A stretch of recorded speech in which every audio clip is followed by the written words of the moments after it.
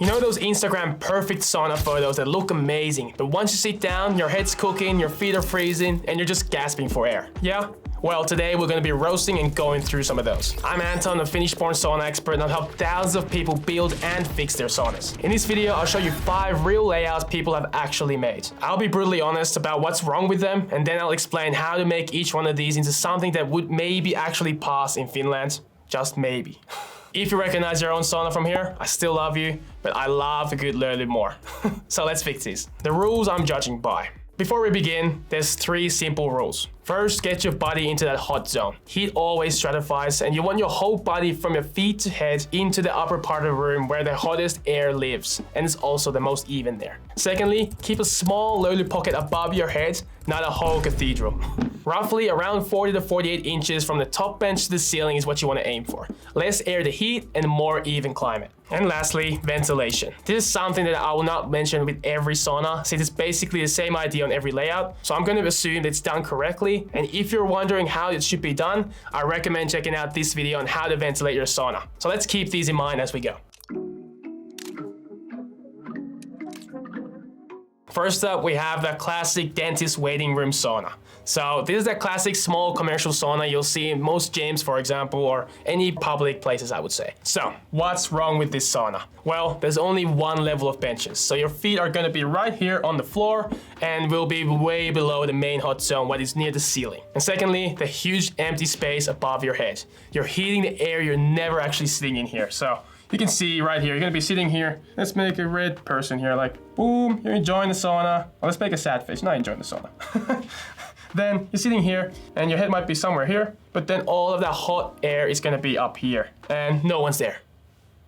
So the result with this is basically you're gonna have a 200 Fahrenheit sauna. Someone's gonna be advertising it's 200 Fahrenheit, but that temperature is actually only gonna be here at the ceiling where the sensor is. So when you're sitting here, you're probably gonna get like probably closer to 150, 140 if you're lucky. So it's gonna be closer to 100 Fahrenheit than 200 really. So it's gonna be a big disappointment. So how I really fix this myself, I would just make this a multi-tier bench system here. We have this one person here. Let's get him out of there and let's see if we can make him happy. So instead of this bench here, we get rid of it. Let's imagine it's not there. Then the first bench we would have with this empty space, you can have like a step here like this. You would stand on this. First, that's like around what, 8 inches off the floor, so it's nice and comfortable. Then you have a little skinnier foot bench, would be like here. And then after that, you have a top bench that's like somewhere here. So you'd be a little higher up. So if you're sitting here, you're actually closer to the ceiling than you would be originally with the plan. So main thing is you just need many levels of benches. So you don't want to be having your feet at the floor. You want to have them on that top bench, or sorry, not the top bench. You could have them there too, but you could also have them on that foot bench that's really made for. When you do this, you'll see that the foot bench is going to be up higher than the heater almost, or even at the same level. It can be a little bit lower from it. It's still fine. It's still better than your feet on the floor, of course.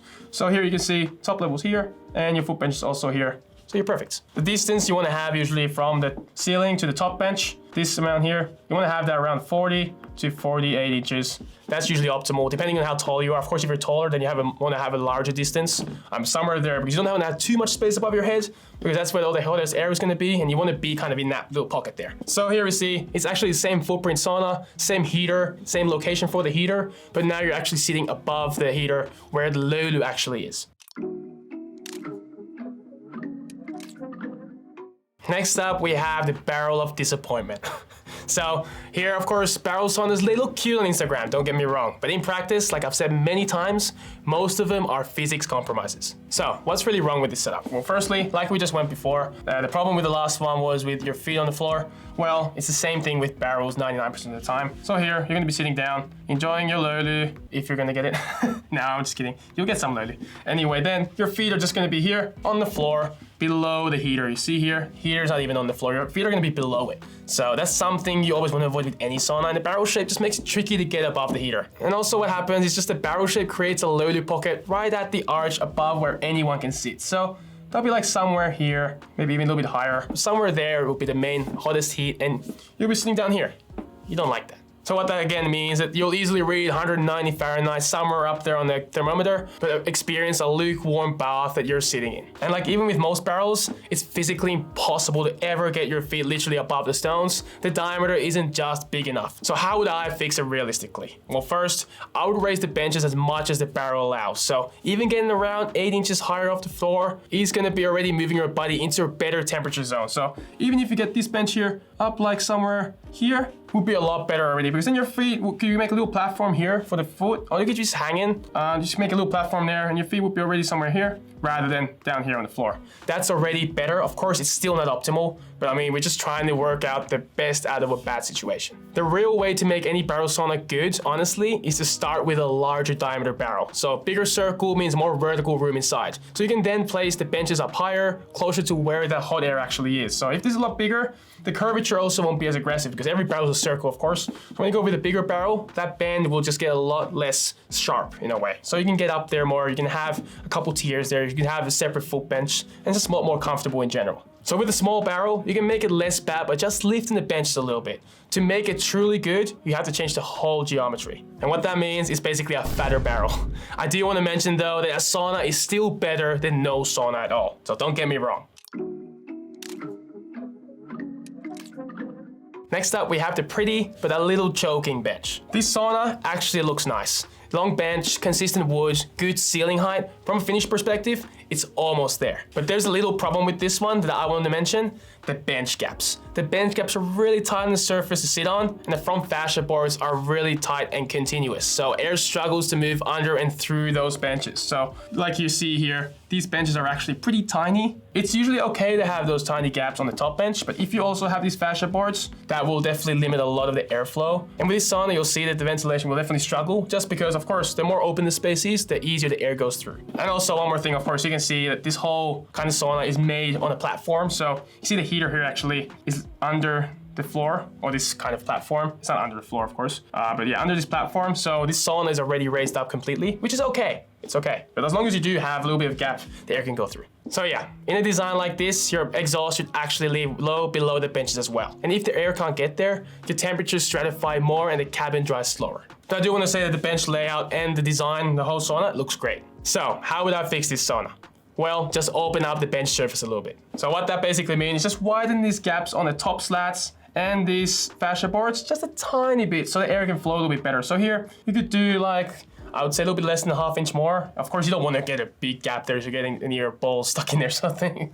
But anyway, just make it a little bit bigger. These fascia boards, I would probably take one off and make it gaps so they're a little bit larger so it does go through the air. And I think that will do most of it. And if there's an exhaust vent under the bench here, this will immediately help it do its job even better. So more even temperatures, better drying, and adding a mechanical fan here will definitely make it a lot more effective, because always a more controlled environment is a better environment for a sauna. So the bench layout here, you see like this long. I would probably put the exhaust vent be somewhere here. You can't really see it where the picture's taken, so somewhere here if the bench continued like that, it would be under the bench there. That would be pretty optimal. Usually always, you know, the first corner below the benches.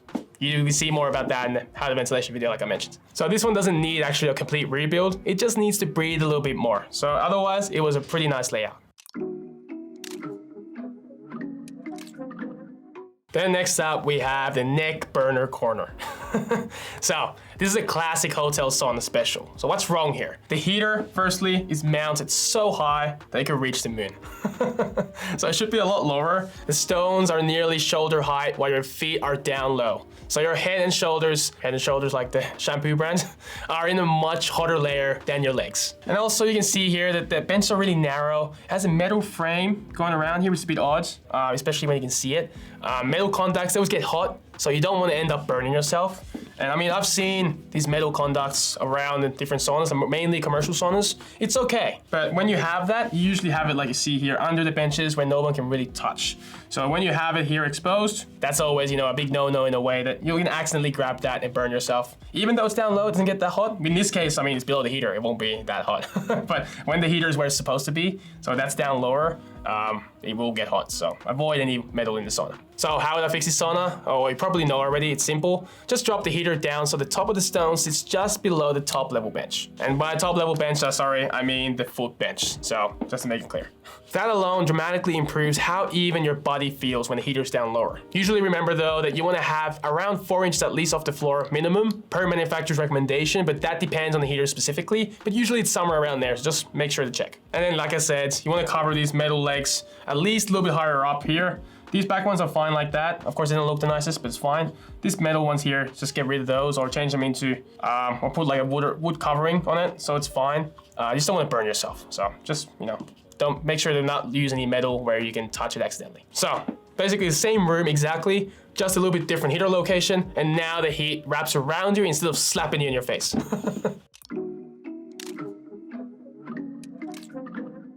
And lastly, I've saved the best for last. This is called the Instagram triangle.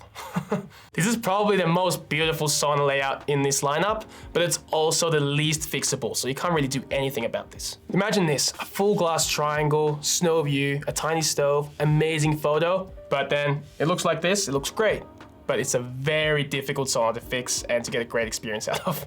So why does this shape fight you? So the A-frame you see here creates the perfect thermal pocket on the very top triangle where nobody can sit. And that's where the best löyly goes. So you see this sad little bench here. You're gonna be sitting here. Would you? Screaming there a little bit. But yeah, the heat will go up from the heater here, woo, and it will get stuck at the sharpest point in the sauna and it won't go anywhere from there. Trust me, it's gonna be all the air down here. It's gonna be just like a, you know, normal temperature room, basically. Of course, not that bad. Sounds worse than it is, but it will not be a sauna, trust me. And then you see here that the seating is down low by the floor, and also behind you there's glass. So your back is gonna be next to a huge cold surface, and your body's completely out of that upper hot zone. So you end up in the cold zone, plus a very cold window on your back. So with this geometry, you're basically trying to make the water flow uphill.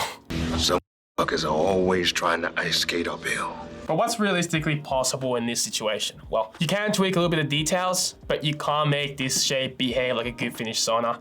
It's just, you can't make magic happen. But that's simply not possible.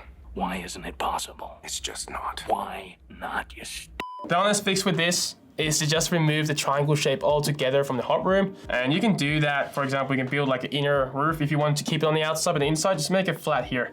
That will make it already a lot better. Of course, it's still angled like this, so you can still struggle to get up there. You can make a little second tier here, and then onto the second bench here, but you'll be pretty crowded here. You can be like one person, but your back is still on that glass wall. So you want to change also the location of the bench. One other thing you could do is somehow change the slope a little bit. So the slope is where the bench is, because it's okay to have a slope in the sauna, but you just want to be where at the higher end of that slope. So if your slope is like this and you're sitting down here, it's going to be the same problem as with this. Of course, not as bad. But then if you're up here where the hottest heat is, because heat always goes, the hot air goes up, then you'll be okay. So with this sauna, you just have to change the whole interior layout. It's just, everything needs to go. But yeah, mainly the thing is that you want to move that bench right away off from the back wall there, which is just glass, because you can't, first of all, you can't lean on anything, and that glass is going to be really cold, especially when you see the snow outside, it's freezing. So that glass will be as cold as the snow outside. But yeah, the main thing with this is that if you want to keep this current footprint with a tall triangle and a full glass back, there's no layout hack that suddenly makes this a finished good sauna. You have to change the design almost completely, and the distance from the glass to the bench, there's no other way. There was no other way. So to wrap up, you've probably noticed the pattern here. The saunas that feel bad all break the same basics. First basic is that your body is sitting way too low in the room. And the second one is that there's too much dead air above your head, or the ceiling shape is simply just terrible. You get those right, your body is going to be in a nice hot zone, compact löyly pocket, and good airflow. And even the simple room will feel phenomenal. If you're interested in more specifics, I recommend going and watch the bench building and ventilation masterclass we have on this channel. They'll show you how to design a sauna that doesn't just look good on Instagram, but also feels good for the next 20 years. I appreciate you a lot for watching, and I'll see you in the next one.